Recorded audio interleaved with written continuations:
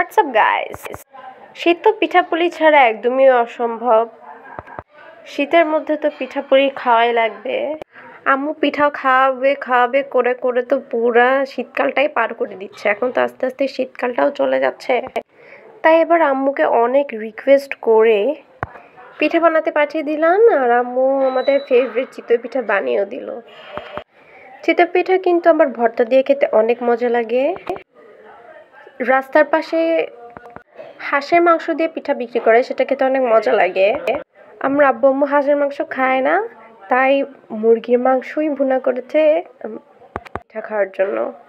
তাই আমরা হাঁসের মাংসের বদলে মুরগির মাংস দিয়েই পিঠা খাচ্ছি। আর এটা কিন্তু অনেক মজা ছিল। তোমরা হাঁসের মাংস দিয়ে পিঠা খেতে যদি পছন্দ করে থাকো, তাহলে একবার মুরগির মাংস দিয়েও পিঠা খেয়ে দেখো, অনেক টেস্টি কিন্তু। যাই হোক, শীতের দিন তো চলেই যাচ্ছে। আমি খুবই আপসেট, এবার কিন্তু তেমন একটা শীতও পড়েনি। গত বছরের মতন যদি এবার শীতটা ভালো মতো পড়তো তাহলে অনেক মজা হতো। আমার কিন্তু শীতকাল অনেক পছন্দ। তোমাদের কোন সিজন পছন্দ বলো তো?